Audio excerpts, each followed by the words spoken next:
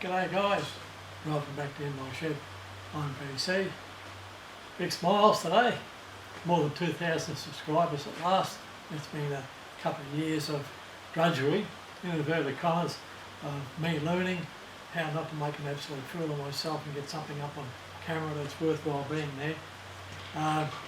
And thanks to the guys at USA again, you're still my biggest supporters.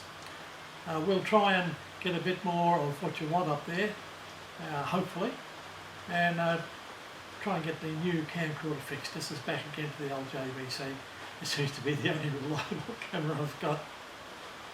So all the best to you guys, and let's try and get a bit more up there. Bye for now.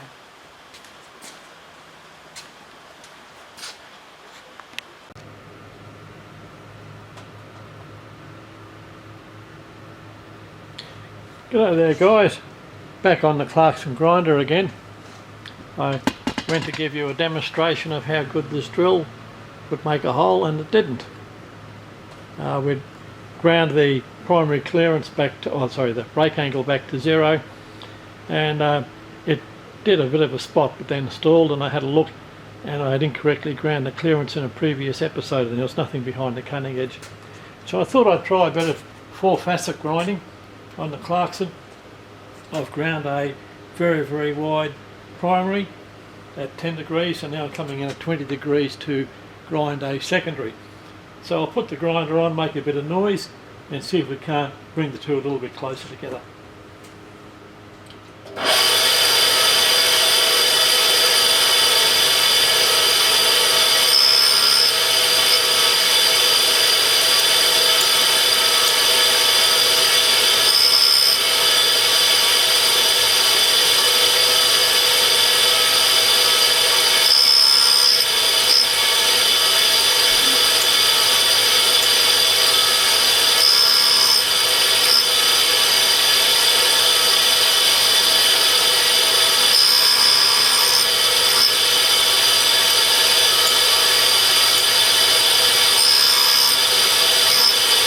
I'm only taking a very small amount to try and reduce chatter.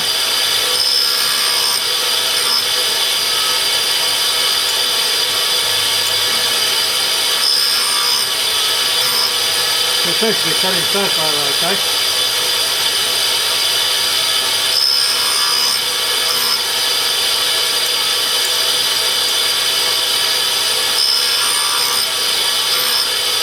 And hopefully you can see the secondary grinding up behind the primary there. I won't go too much further. I think I'm getting very close to where I want to be.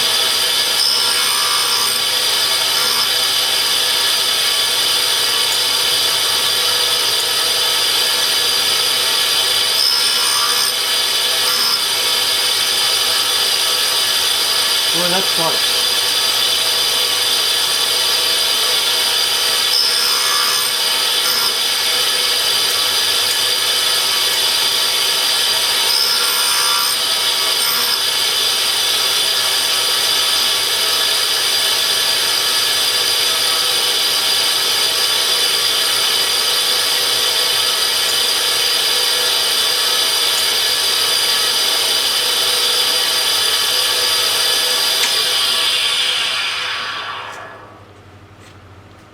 I'm seriously thinking of leaving it at that. See if we can get a bit closer up. Very hard to work the camera, my fingers are that cold today. Oh hell, it's focusing reasonably well. Okay, I think you can see a reasonable jobby of the facets there.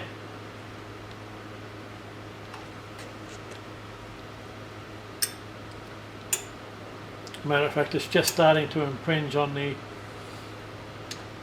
web thinning that we did with the previous grind. But that'll be interesting. I think take that across to the machine and see if we can't knock a little bit of metal out with that. Back soon. We're back again. I wasn't satisfactory with the clearance at the heel of the land, so I gave it a tertiary grind. Now normally you would do a secondary grind at 25 to 27 degrees. I only use 20 just to see what the drill would look like. It looked okay, but when I put a straight edge across the back of it, there wasn't any clearance off the heel. So I'll see if I can give you a slightly better view.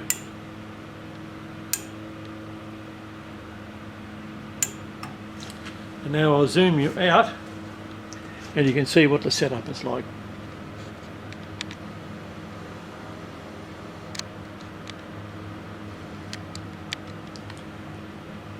That's a little Clarkson grinder. Now I'll just pan a bit to the left. And to the left you can see the indexing collar on the shaft of the grinder with a little indexing finger, and the Clarkson is very, very basic. It's just a piece of steel rod with a jigsaw blade at the end of it. No height adjustment. You set your cutting edge where you want to index to, and then you move the indexer in that till it engages the groove, then lock it up with a grub screw over the back. So very, very simple. There is a flat on the work head that's tapped 1/2 inch width, front and rear, so you can move that indexing arm backwards and forwards. It is very, very limited indexing, but it's very, very simple. And for jobs like this, it's absolutely fabulous. And yes, that's the same shaft that I use in my lookalike Clarkson drill and tap grinding attachment. Okay, once again, that's a good shot of use of the sub plate. If I bring it down a bit, wonderful Clarkson table just isn't big enough to accept enough equipment, and you can sometimes get more by swinging the top table around, and it's just a pain in the ass to do that, so I prefer to set it up like this. I will say that you lose a little bit of the small amount of rigidity that the system has, because it's something to hang off cantilevered off the back of the table. I'm sorry about the photography, but my fingers are that cold I can't work the bloody knobs. Okay, I'll take it over to the mill and see if we can make a hole with it now. Okay guys, back again. I have tested it this time, and it's exactly as expected. It's penetrating reasonably well, but not cutting all that fast. Because we've gone back to zero rake, there's very little cutting action, and it's getting chips rather than a swarf, which is what you would have got years ago from an old armour piercing drill. Now you've got to appreciate, if you start off with 90 degrees of a cutting edge, you give it a rake angle of 18 degrees, you give it 15 degrees clearance, there's very little left, and that gives you a real weakest piece cutting edge. So if you're doing making holes in very tough material like rail line or bis plate, slow your speed right down for one thing, that's imperative, but also take a bit of that rake angle out to give the cutting edge a chance to survive. Okay, I'll stop my talking and make a bit of noise with the machine.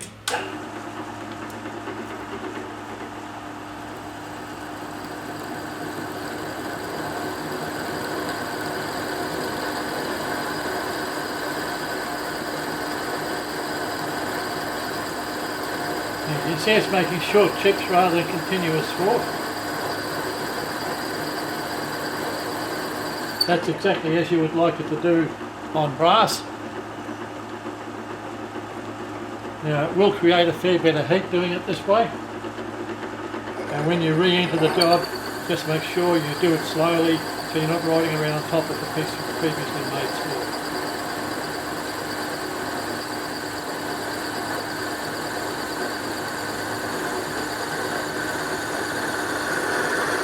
There you go, that's penetrating at a reasonable rate for the size of the drill with no pilot hole. We'll just make a bit of noise going through now. Yeah. It doesn't like that.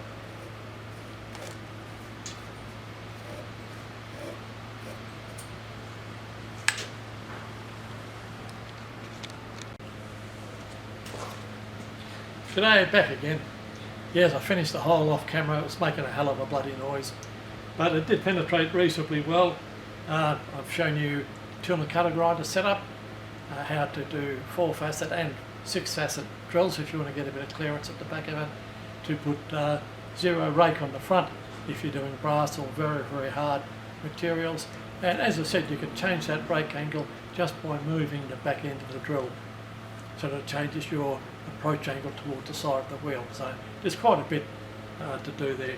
I've got to say the TapTech cutting oil from Royal Lubricants is very, very good, and I say that because it reduces the squealing noise, and the noise is always wasted energy.